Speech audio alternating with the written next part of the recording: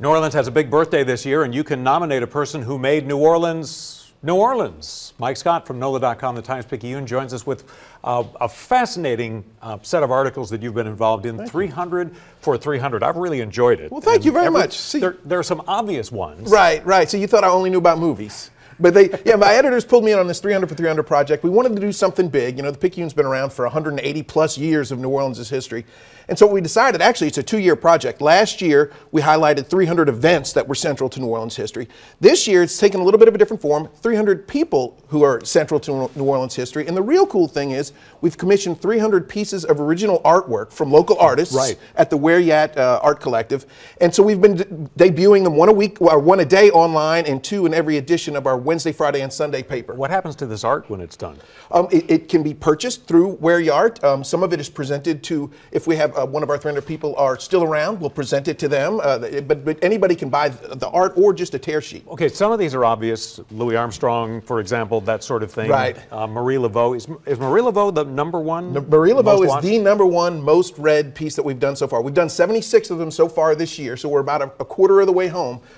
Marie Laveau is by far one of the most well read. One of the fascinating things you will note as you, if you haven't been reading this, is they come from the music world, history, art, sports. It's all aspects of life in the city. Yeah, you know, in the newsroom, we like to think we know everything, but we don't really. That's our dark secret. So what we did was, before we started all this, we put together a bunch of panels of experts to sit down and just talk about who some of these people might be and to give us some ideas. So we had like some music experts, some food experts, some history experts, and so that's been a great deal of where we've gotten some of our ideas.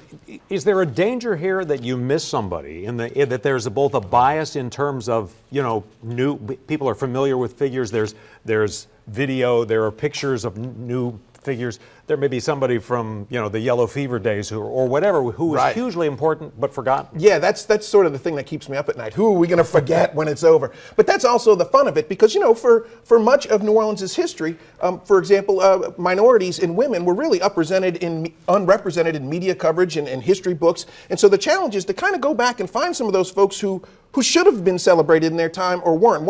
A good one is James Durham, who was the first black physician in the United States. He practiced here in New Orleans without a license, but he did it and inspired a lot of other folks and helped slaves who couldn't go to white doctors.